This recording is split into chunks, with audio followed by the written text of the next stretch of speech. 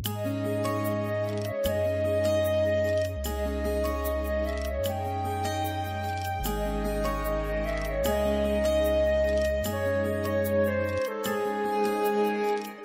దక్షిణ దిక్కుకి చూసేటటువంటి మూర్తి దక్షిణామూర్తిగా మనని చూడమని చెప్తారు.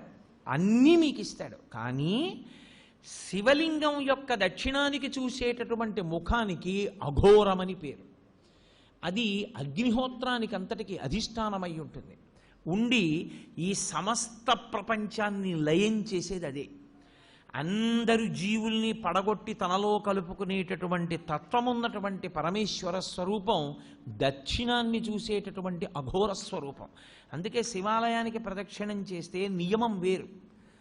మీరు ఏదో ఇలా తిరగడానికి వీల్లేదు శివాలయంలో. ఇప్పుడు మీరు ఇక్కడున్న శివాలయంలోకే వెళ్ళారనుకోండి, మీకు బాగా అర్థమయ్యేట్టు నేను చెప్పాలంటే, మీరు లోపలికి వెళ్ళి చూడగానే చేతులు జోడించి ఓం తత్పురుష ముఖాయ నమః అనాలి. ఒకవేళ భక్తులకి ముఖాలు తెలియవేమోనని బోర్డు పెడతారు. అందుకే అసలు శివాలయంలో బోర్డు ఉండాలి. లేకపోతే మీకు ముఖాల పేర్లు ఎలా గుర్తుంటాయి? గుర్తుండవు. గుర్తుండాలి. ఉండని వాడికి సౌలభ్యం కోసం బోర్డు పెడతారు. బోర్డు పెడితే ఓం తత్పురుష ముఖాయ నమః అని నమస్కారం చేసి మెల్లగా దక్షిణానికి వెళ్ళాలి. మళ్ళీ అభిముఖంగా పై చూసి ఓం అఘోర ముఖాయ నమః అనాలి. ఎవడు అలా అంటూ ప్రదక్షిణం చేస్తుంటాడో వాడు మళ్ళీ పుట్టవలసిన అవసరం లేని రీతిలో జ్ఞానం ఇచ్చి కలుపుకుంటాడు. అందుకని దక్షిణామూర్తి ఉంటారు దక్షిణానికి. లేకపోతే ఆయన లోకాన్నంతటిని లయం చేసి మళ్ళీ పునర్జన్మలిచ్చే స్వరూపమై ఉంటాడు. అందుకే అగ్నికి అధిష్టానమై ఉంటాడు. మీరు దక్షిణాన్ని దాటి పశ్చిమానికి వచ్చారనుకోండి, శివాలయంలో ఆగమం ప్రకారం ఏమిటంటే పశ్చిమ దిక్కున సుబ్రహ్మణ్యేశ్వరుడు ఉండాలి. ఉండి పశ్చిమానికి వెడితే మళ్ళీ మీరు గుడికి ఎదురుగుండా నిలబడాలి. ఆ గుడి యొక్క గోడకి ఎదురుగుండా నిలబడి ఓం సద్యోజాతముఖాయ నమః అనాలి. సద్యోజాతము అనబడేటటువంటి ముఖం పశ్చిమ దిక్కుని చూస్తూ ఉంటుంది. ఆ పశ్చిమ దిక్కుని చూసేటటువంటి సద్యోజాత ముఖము పృథివికి అధిష్టానమై ఉంటుంది. అది సృష్టికంతటికీ కారణం అదే. ఆ ముఖంలోంచే ఈశ్వరుడు మళ్ళీ పునః సృష్టి చేస్తుంటాడు. అందుకే లోకంలో మాట అంటారు, శివాలయానికి ప్రదక్షిణం చేస్తే తీరని కోరికుందా అంటారు. కారణం ఏమిటో తెలుసా? బిడ్డలు పుట్టాలన్న కోరిక దగ్గర నుంచి సమస్త కోర్కెలు శివాలయంలోనే తీరుతాయి.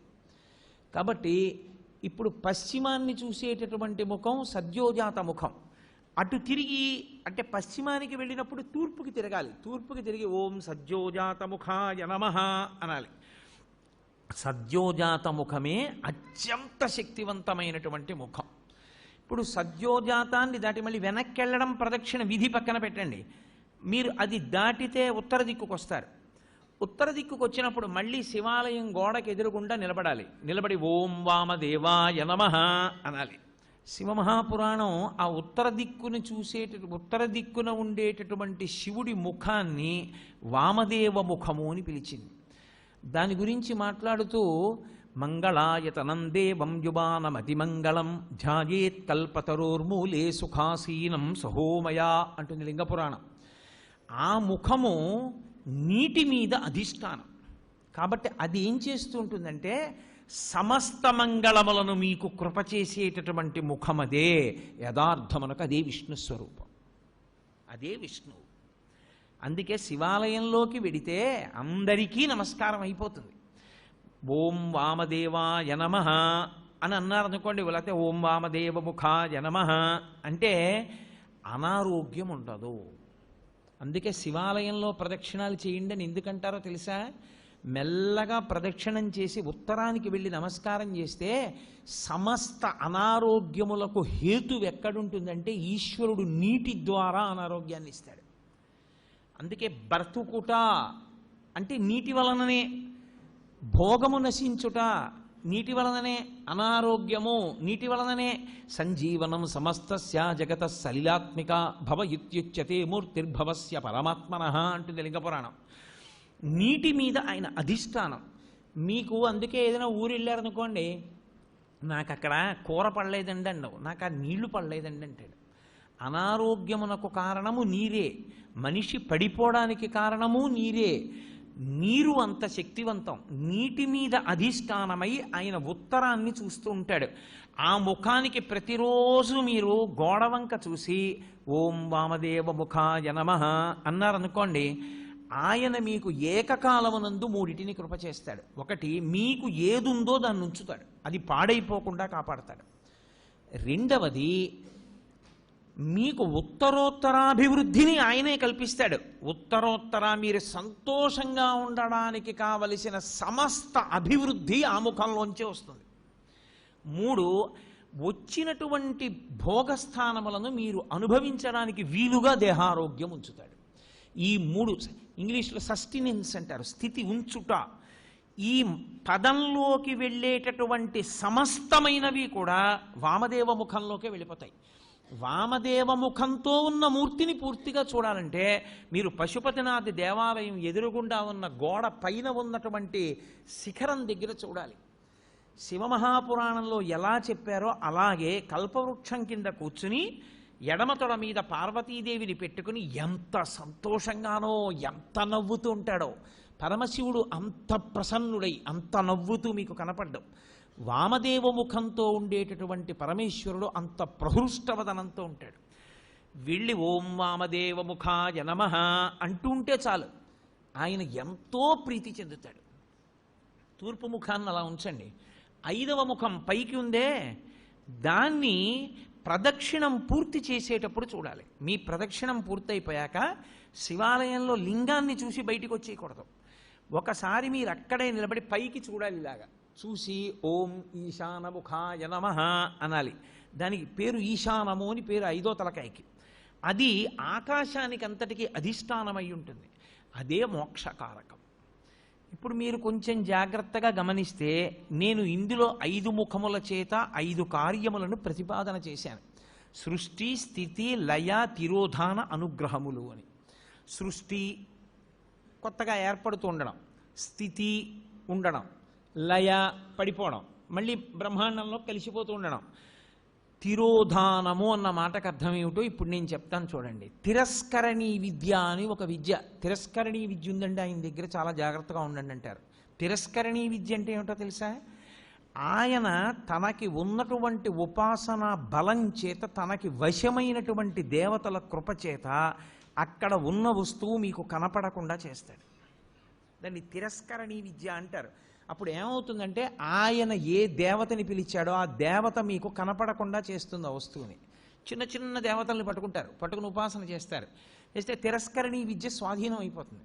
తిరస్కరణి ఎంత గొప్పదో అలాగే అవతల వారిని వశీకరణం చేస్తారు. వాళ్ళు ఎప్పుడూ ఇంకా వాళ్ళకే వశవర్తులైపోతారు. అలా వశీకరణ విద్య, ఇవన్నీ విద్యలు ఉంటాయి. ఇందులో తిరస్కరణీ విద్య అక్కడ ఉన్నది కనపడదు, కనపడకుండా చేస్తాడు. అక్కడది ఉన్నది కనపడకుండా చెయ్యడం తిరస్కరణీ విద్య అయితే, తిరస్కరణి ఎక్కడి నుంచి వచ్చిందో తెలుసా? తిరోధానము. తిరోధానము అంటే ఉన్నది కనపడకుండా లేనిది ఉన్నట్టు కనపడుతుంది. చూసారా, మాంత్రికుడు మాయ చేశాడండి అంటారు. అదే తిరస్కరణీ విద్య. తిరోధానము అంటే ఏది ఉన్నదో అది కనపడకుండా, ఏది లేదో అది ఉన్నట్టు కనపడుతుంది. సత్యము అసత్యముగా, అసత్యము సత్యముగా కనపడేటట్టు చేయగలిగిన ముఖమునకు తత్పురుష ముఖమని పేరు. అది తిరస్కరణి. ఏది దాస్తోంది? అదే మాయా. శంకర భగవత్పాదుల యొక్క ప్రతిపాదన అక్కడుంది. అందుకని పీఠాధిపతులందరూ చంద్రమౌళీశ్వరారాధన చేస్తారు. వాళ్ళందరూ చంద్రమౌళీశ్వరారాధన ఎందుకు చేస్తారంటే వాళ్ళెవ్వరూ మాయకి కట్టబడకుండా జ్ఞానమునందు నిలబడడానికి శంకరాచార్యుల వారు పెట్టిన పద్ధతి. ఇప్పుడు తిరస్కరణి ఉన్నది ఆత్మ ఒక్కటే, పరమేశ్వరుడు ఒక్కడే ఉన్నాడు. ఒక్కడే అయిన పరమేశ్వరుడు కనపడకుండా విశ్వము కనపడుతూ ఉంటుంది. అబ్బో ఎంతమంది ఉన్నారో, ఎన్ని మొక్కలు ఉన్నాయో, ఎన్ని పువ్వులు ఉన్నాయో అంటాడు తప్ప ఉన్న విశ్వనాథుడు కనపడడు. విశ్వనాథుడు కనపడకుండా విశ్వం కనపడేటట్టు చేస్తాడు. అలా కనపడినంత కాలం మాయకి వశుడైపోయాడని గుర్తు. మాయకి వశుడైనంత కాలం మళ్ళీ పుడుతూ ఉంటాడు. మళ్ళీ పుట్టినవాడు మళ్ళీ చస్తూ ఉంటాడు. మళ్ళీ చచ్చినవాడు మళ్ళీ పుడుతూ ఉంటాడు. అంటే సృష్టి, స్థితి, లయ, తిరోధాన, సృష్టి, స్థితి, లయ, తిరోధాన వీటిలో తిరుగుతాడు. 5వది అనుగ్రహం, మోక్షమూర్తి. అది దక్షిణామూర్తి దగ్గర ప్రారంభం అవుతుంది. అసలు నేను లోపల ఉన్న అహంస్ఫురణ, లోపల ఉన్న ఆత్మ నేను, ఆ ఆత్మ సర్వవ్యాపకమై ఉన్నది. అందుకే అందరూ నేను నేను నేను అంటున్నారు. మా ఎక్కడి నుంచి వచ్చింది? అందులో ఉన్న నేను ఒకటే, ఇందులో ఉన్న నేను ఒకటే. నాకు ఆకలేస్తోంది నేను అన్నప్పుడు నేను బాధపడుతున్నాను అంటే నిజానికి అందులో ఉన్న నేను బాధ ఏదో, ఇందులో ఉన్న నేను బాధ అదే. కానీ ఇందులో నేను అనేటప్పటికి అందులో నేను నేననదు, నువ్వు అంటుంది.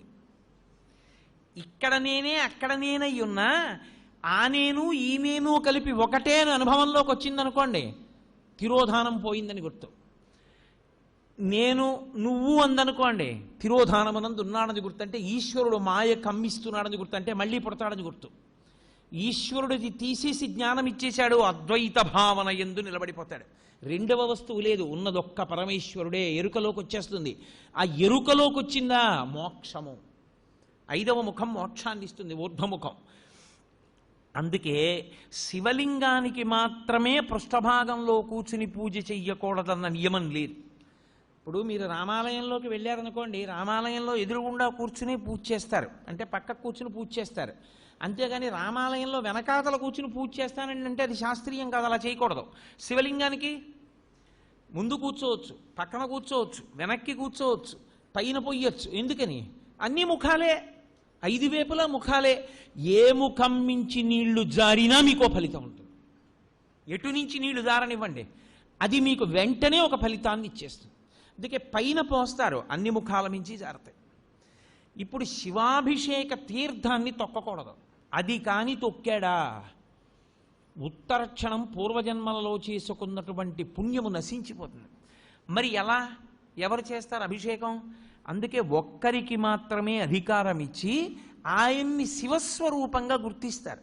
గుర్తించి ఆయనకి దీక్ష ఇచ్చి ఎవరు ఆ ప్రత్యేకమైన దీక్ష యందు ఉంటాడో వాడికొక్కడికే అభిషేకం చేసేటటువంటి అధికారం ఉంటుంది. కొంతమంది గృహస్థులుగా ఉంటారు, దేవాలయాల్లో అర్చకత్వం చెయ్యరు, కానీ వారికి ప్రత్యేకమైన దీక్షలు ఉంటాయి. ఆ దీక్ష ఉన్నవాడు ఆలయంలోకి వెళ్ళి అభిషేకం చేయొచ్చు, ఏమీ దోషం ఉండదు.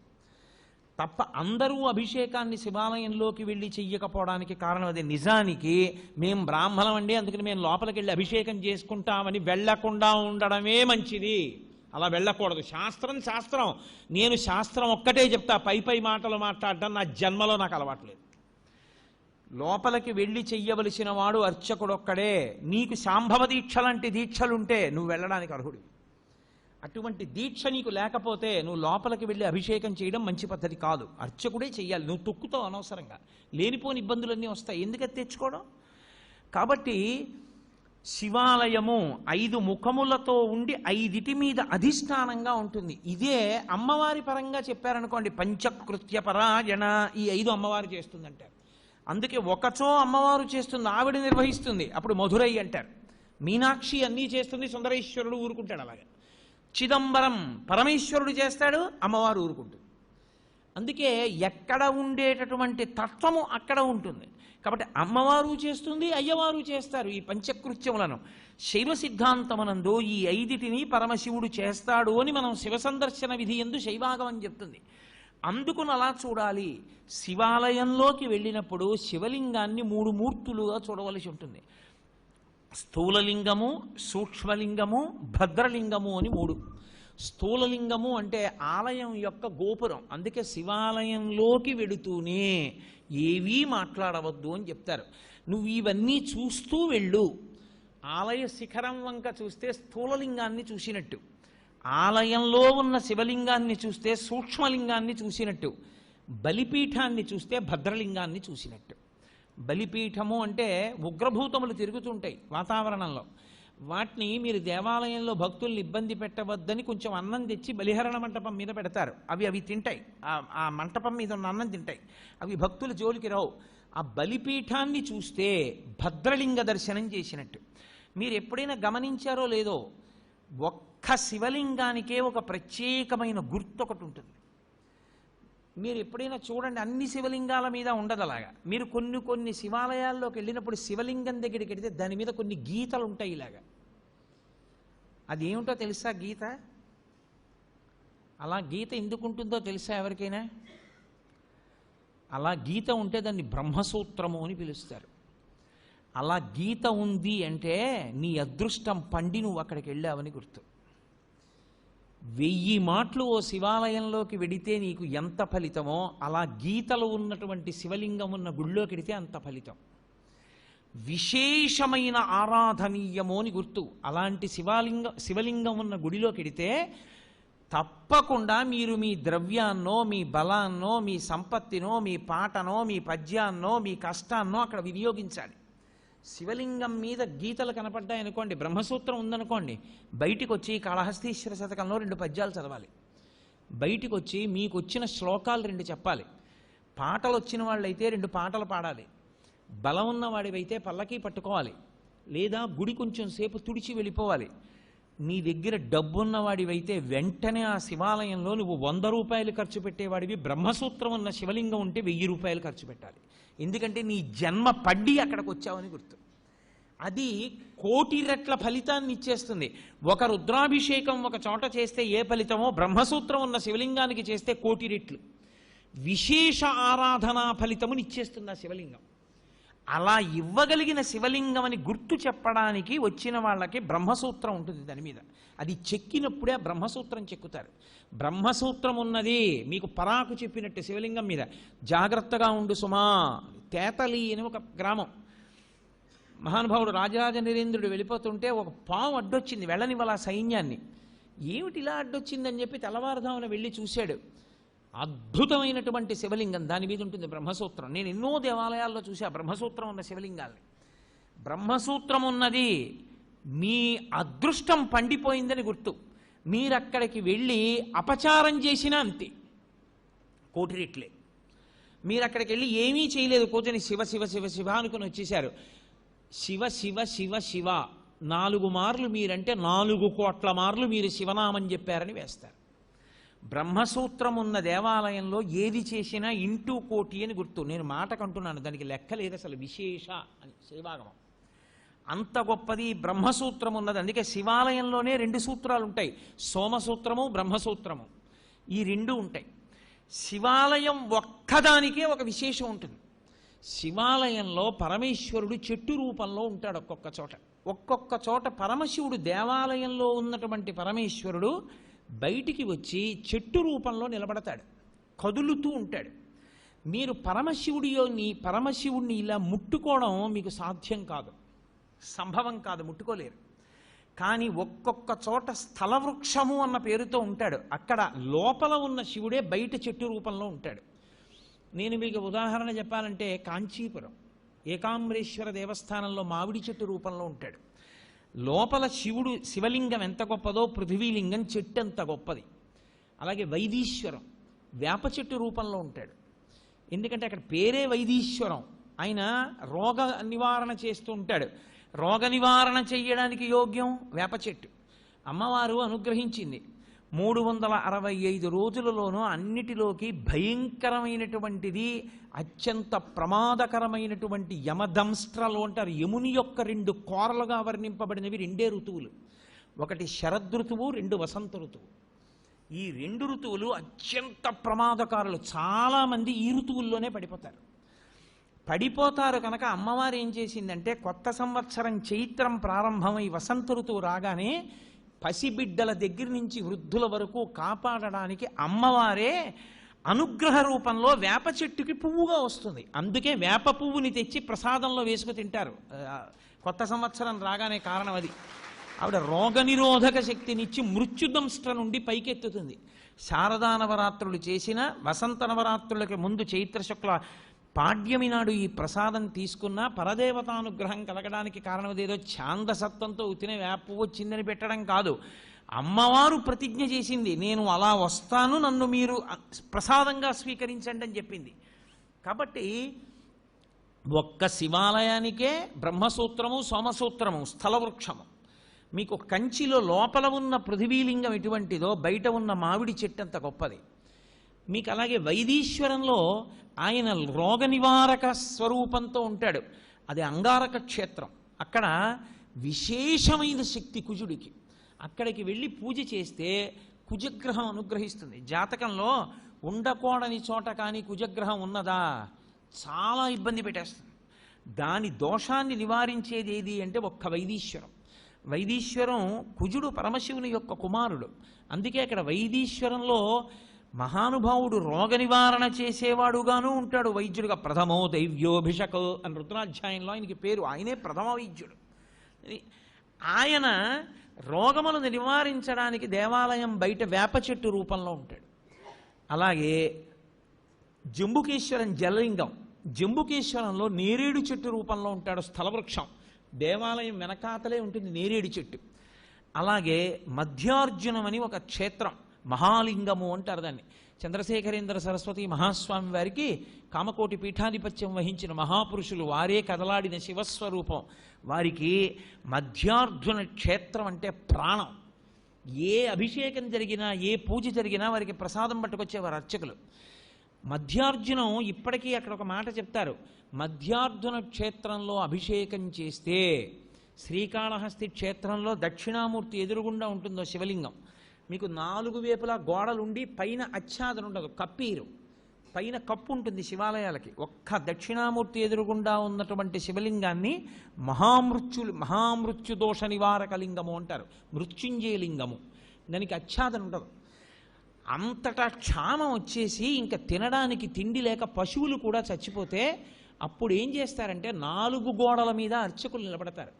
నిలబడి 4 గోడల మించి శివలింగానికి అభిషేకం చేసి కుంభం పోస్తారు, అన్నాభిషేకం చేసి వదిలిపెడతారు. అంటే మరనాడు తలుపులు తీస్తే కుంభవృష్టి కింద పడుతుంది. వానోసారి జరిగింది శ్రీకాళహస్తిలో. శివలింగం దేశ సమస్యలకి కూడా పరిష్కారమై ఉంటుంది. అందుకని మహాలింగము మధ్యార్జునం. ఆ క్షేత్రం పేరు అర్జున క్షేత్రం. అర్జునం అంటే తెల్లమద్ది, తెల్లమద్ది చెట్టు రూపంలో ఉంటాడు పరమశివుడు. అసలు నమో వృక్షేభ్యో హరికేశేభ్యో అని ఆయన యొక్క రూపము తెల్లమద్ది చెట్టుగా ఉంటుంది. మీరు ఎప్పుడైనా తెల్లమద్ది చెట్టు చూశారో లేదో నాకు తెలియదు. తెల్లమద్ది చెట్టు చూస్తే తెల్లటి వ్యక్తి ఎలా ఉంటాడో అలాగే ఉంటుంది. మేము మధ్యార్జునం వెళ్ళినప్పుడు ఆ దేవాలయం, ఒక్క దేవాలయానికే శివాలయాల్లో ఒక నియమం, ఏ ద్వారంలోంచి మీరు లోపలికి వెళ్ళారో అందులోంచి బయటికి రాకూడదు, వేరు ద్వారంలోంచి బయటికి వెళ్ళాలి.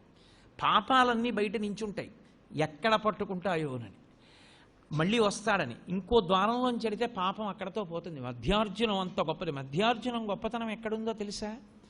శైవాగమం ఎలా చెప్పిందో ఆ ఆలయానికి ఉపాలయాలుగా అన్ని ఆలయాలు అలా వెలిసాయి.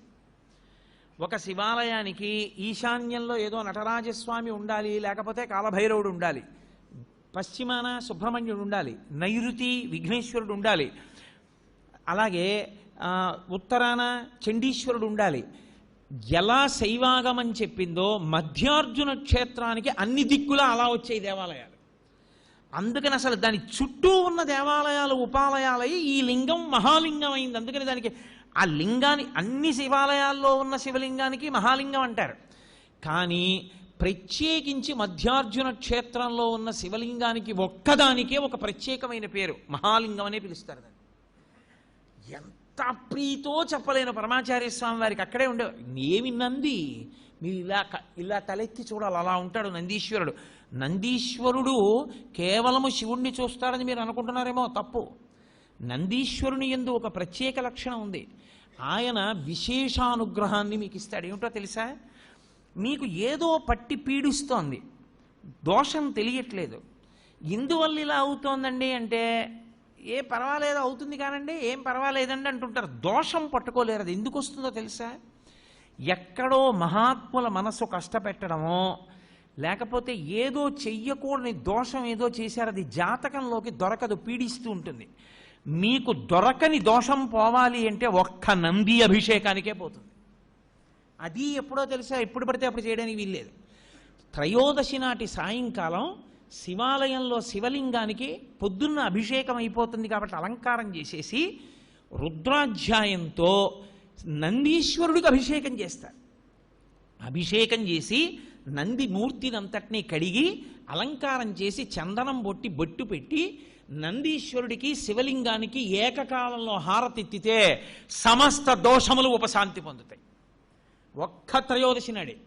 ఇక ఇంకొక రోజు లేదు దానికి. దోష నివారణార్థం చేసేటటువంటి అభిషేకం నందీశ్వరుడికి ఉంది ప్రదోష వేళలో. సర్వం శ్రీ ఉమామహేశ్వర పరబ్రహ్మార్పణమస్తు. స్వస్తి.